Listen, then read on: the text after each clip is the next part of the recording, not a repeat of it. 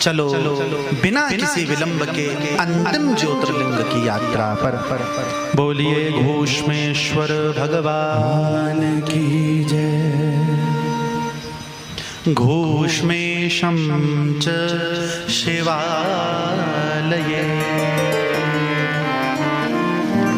देवगिरी नामक नगरी में एक ब्राह्मण रहते हैं। ब्राह्मण का नाम सुधर्मा। बड़ी दिव्य कथा है। पत्नी का नाम सुदेहा। दोनों बड़े अच्छे भजनानंदी हैं, बड़े अच्छे भजन करने वाले हैं। मैंने आपको उस दिन भी कहा था, भक्त का जीवन साथी भक्त ही होना चाहिए।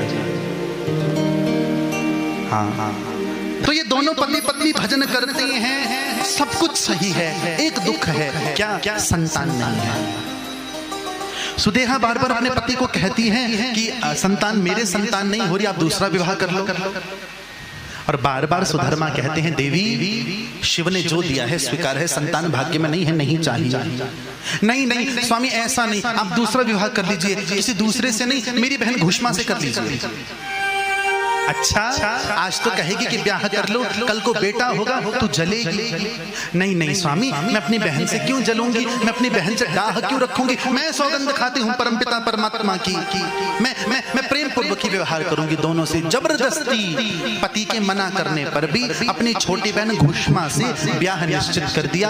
बारात गई, ब्याह कर आई। धीरे धीरे सब कुछ व्यवस्थित चलने लगा। समय आने पर घुष्मा गर्भवती हुई, पुत्र हुआ। इसके कलेजे पर सांप लौटने लगा और पति ने पहले ही कहा था।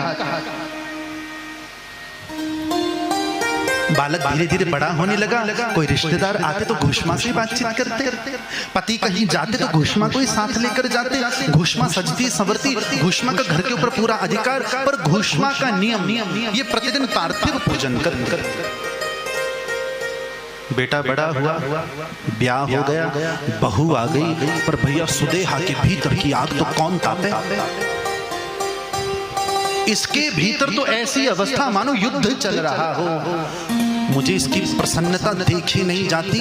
इसकी प्रसन्नता मेरे कलेजे में भाले की तरह चुभती है। मेरे तपते हुए हृदय को शांति तब मिलेगी जब इसकी आंखों से आंसू निकलेंगे। मैं इसके बेटे को समाप्त कर दूंगी। रात हुई, अस्त्र लेकर गई, बेटे को मार। देखा जाए तो अपना ही बेटा था। और विडंबना देखो, बालक का शव ले जाकर उस सरोवर में डाला जिसमें वो रोज शिवलिंग उतारने जाती है, शिवलिंग विसर्जित करने जाती है। सुबह हुई, ये चुपचाप जाकर सो गई जैसे कुछ हुआ नहीं।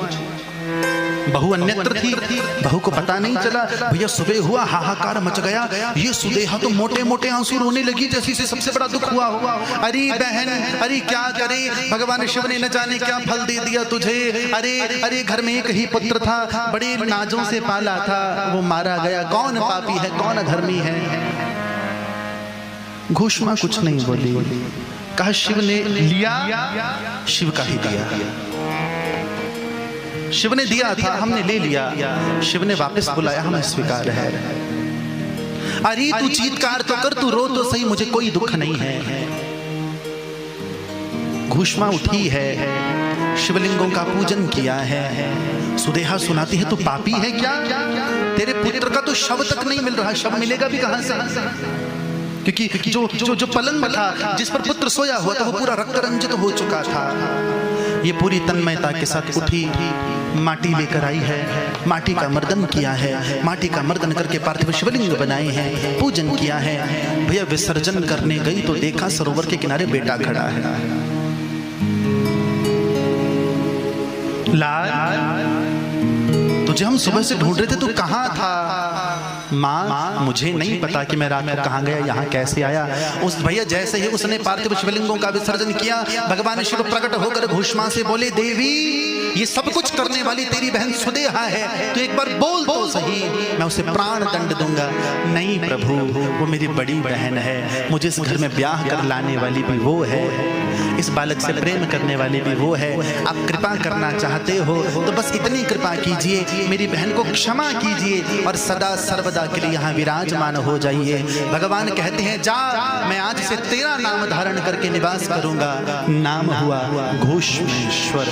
बोलिए घूष्मेश्वर भगवान की जय।